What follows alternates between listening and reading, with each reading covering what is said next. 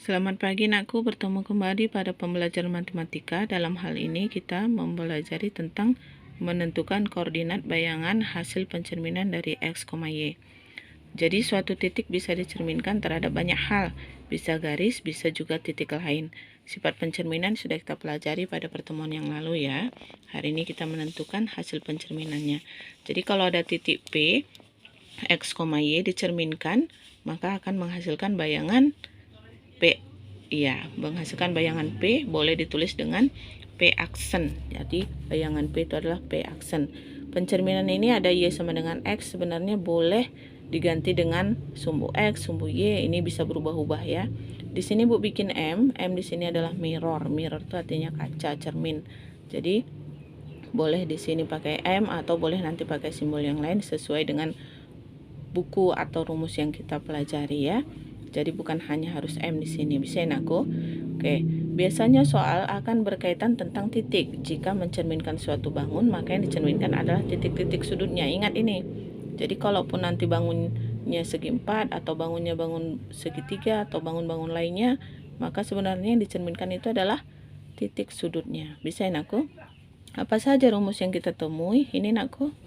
Jadi kalau ada titik X, Y dicerminkan terhadap sumbu X, rumusnya menjadi X, minus Y. Begitu seterusnya. Ini rumus diperoleh sebenarnya ada pembuktian ya dari gambar. Untuk membersihkan waktu kita langsung masuk ke rumus saja. Nanti bisa juga kita singgung di contoh soal, oke ya. Lihat contoh. Untuk titik P berada pada koordinat 3,4, tentukan koordinat P aksen bila direfleksikan terhadap titik 0,0, kemudian terhadap sumbu X, kemudian terhadap garis X sama dengan 2. Kita di sini ingat titik P 3,4, mau kita cerminkan terhadap 0,0. Apa tadi rumusnya? Nih. Ya, kita masukkan. Kalau dicerminkan terhadap 0,0 menjadi bayangan minus X, minus Y, berarti X-nya jadi minus 3, Y-nya jadi minus 4 karena pakai minus di sini. Bisa ya? Kemudian terhadap sumbu X. Kalau terhadap sumbu X apa rumusnya? Yang tadinya P X, Y, berarti bayangan menjadi X, minus Y. Masukkan kembali. X-nya 3, Y-nya tadi 4 karena di sini minus Y, berarti minus 4. Kemudian terhadap garis X sama dengan 2. Apa rumusnya? Bayangannya adalah 2H kurang X, Y. 2H kurang X, Y. Berarti X aksennya menjadi 2H kurang X. Kemudian Y aksennya tetap Y. Kita masukkan yang diketahui. H-nya di sini 2. Berarti 2 kali 2. X-nya tadi 3. Berarti kurang 3, Y-nya 4. Masukkan 2 kali 2, 4 kurang 3, 1,4. Berarti bayangan titik P 3,4 dicerminkan terhadap garis X sama dengan 2, bayangannya adalah 1,4. Kita buktikan pakai gambar ya, apakah jawaban kita sama dengan gambar nantinya. Perhatikan. Tadi kalau yang pertama, titiknya 3,4 dicerminkan terhadap titik asal. Ini titik asalnya 0,0. Maka bayangan menjadi minus 3, minus 4. Di mana dari peroleh ini? Dari mana? Kalau tadi kan pakai rumus jawabannya sama ya, 3, minus 4. Tapi kalau bergambar dari mana kita bisa cerminkan dapat hasilnya ini? Kita buktikan ya. 3,4 ini 3, ini 4, ini titiknya. Oke, jarak dari X ke atas ada 1, 2, 3, 4. Jarak dari Y ke samping ada 1, 2, 3. Berarti di sini juga kita hitung. Ke bawah 4, ke samping 3. Berarti dapat hasilnya minus 3, minus 4. Terbukti ya. Kemudian untuk titik P 3,4 dicerminkan terhadap sumbu X. Ini sumbu X. Berarti dicerminkan ke bawah dia. Jaraknya ke bawah atas 4, ke bawah juga 4. Berarti hasilnya jadi di sini 3, di sini 4. 3, minus 4 ternyata sama pakai rumus. Kemudian dicerminkan lagi terhadap X sama dengan 2. X sama dengan 2 itu menentukan garisnya seperti apa? Ini 2. Ini 2. Bisa ya nak? Kemudian kita tarik garis X sama dengan 2. Berarti inilah jadi cerminnya. Ini jadi cerminnya. Garis ini jadi cerminnya. Ini dicerminkan ke sini. Berarti ini hasilnya. Kalau ke sini jarak dari cermin 1.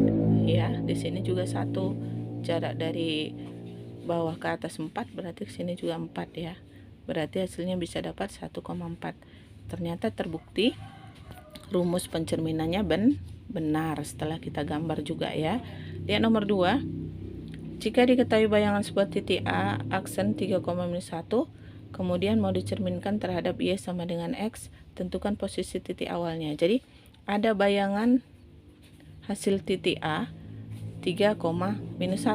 Titik awalnya apa? Ini bayangan yang ditanya, ini bayangan yang diketahui. Titik awalnya apa? Kita masukkan di sini. Titik A X, Y dicerminkan Y sama dengan X. Rumusnya kita ketahui, A aksennya ya adalah Y, X. Berarti kalau tadi 3,-1, kan ini Y-nya 3. Iya kan? Berarti X-nya -1. Kalau kita kembalikan ke awal, yang Y ini menjadi X. Iya, berarti yang X ini menjadi Y. Kembalilah di sini. Berarti titik awalnya adalah -1, Y. Bisa ya aku? Kemudian selanjutnya nomor 3, hasil pencerminan titik B terhadap sumbu X adalah 3,-5. Jadi bayangannya 3,-5 dicerminkan terhadap sumbu X. Apa titik awalnya kalau bayangannya 3,-5? Berarti kita ingat, kalau terhadap sumbu X, rumusnya adalah X, Y.